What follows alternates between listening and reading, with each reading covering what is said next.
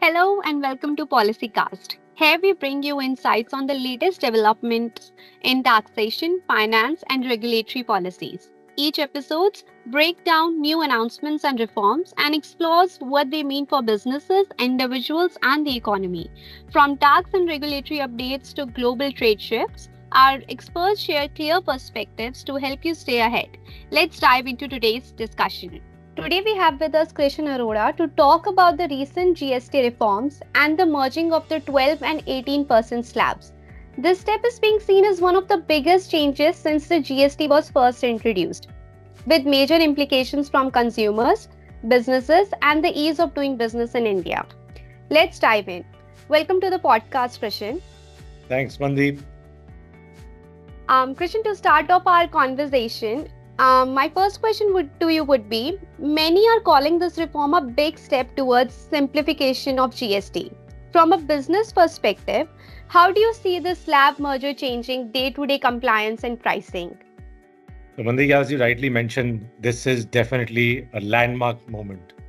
Right from the start, one of the criticisms of the India's GST, highlighted even in a World Bank report issued soon after the GST implementation way back in 2017, was that having too many rate slabs made the system usually complex compared to the global norms. The multi-slab framework created compliance challenges and disputes, and we all know it and we've seen it. Moving now to just two core slabs directly addresses that concern, taking us closer to that vision of one nation, one tax, which the government had when GST came and all the earlier rates were submerged. And, from that perspective, I think for businesses, it means fewer disputes, lesser ambiguity, more predictability, so that the business decision making, can be something which can be easier.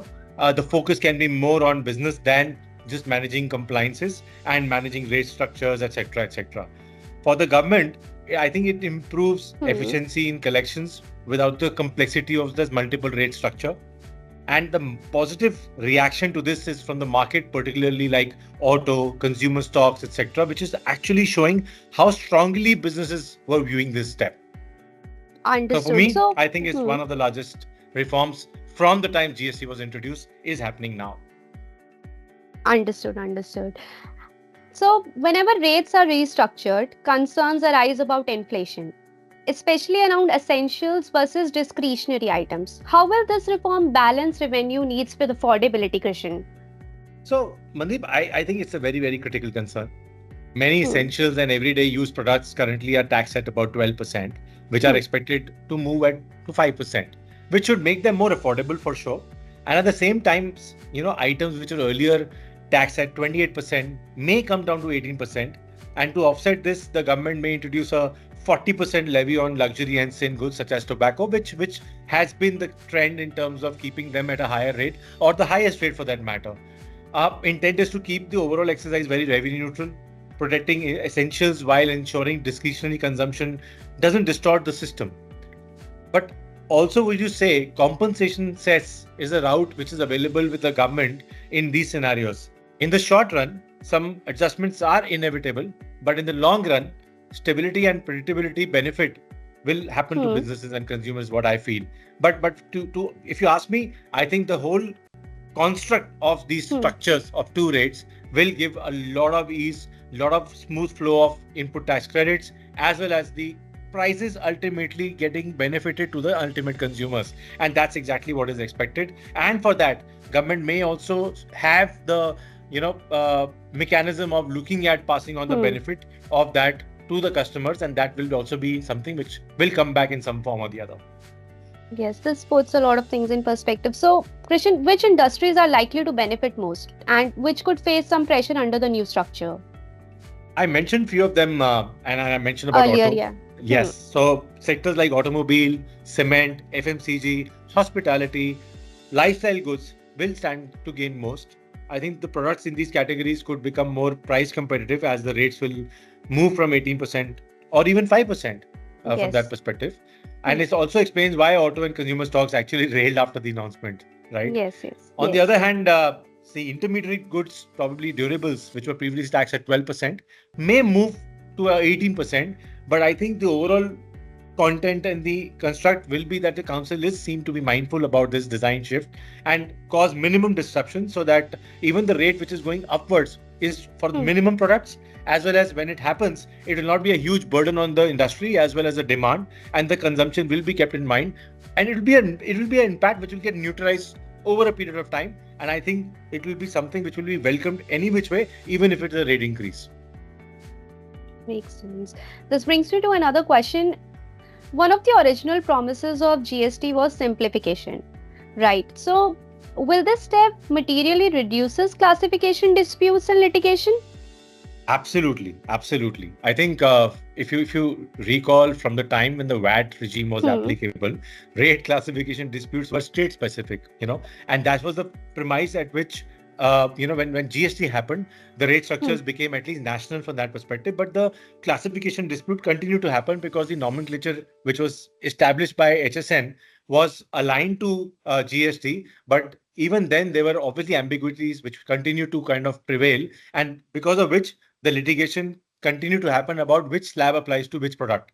I think by cutting down the number of slabs itself, the scope for disputes will automatically narrow, because you won't have those many slabs where the dispute will be what was 18%, what was 12%, right? So it obviously means fewer legal battles, reducing the compliance cost and faster clearances. It's a win for businesses for sure, as well as the judiciary and government, because it will also ease the number of such disputes which were arising from the ground, actually reaching the high court level or the higher levels. Understood. This brings me to the last question, Krishan. Compared to the global practices, does moving towards a two-slab GST make India more competitive in your perspective?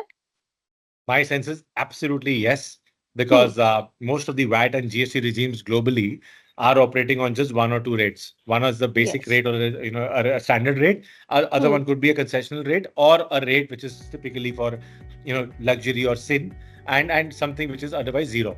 So India's 4-5 slab rate structure was often seen to be very cumbersome and investor unfriendly. And that's what we have seen with the conversations happening with the clients, aspiring people who are looking at investment into India. Always talked about we are wondering why India has got such varied rate structures. So I think for a two rate structure or a framework actually signals that policy maturity. It will improve ease of doing business, and it will also strengthen India's reputation as a stable investment destination, I would say. And the clarity which reassures the foreign investors who actually look at predictability in the indirect tax regime in India would definitely be something which will be very positive. And this will result, and we are seeing a lot of free trade agreements being signed amidst all these tariff lack of clarity for that matter. But what you're seeing is positivity from the perspective of trade, positivity in terms of balance, and consistency from a global standpoint in terms of the regime. I think all of that will be looked at very positively.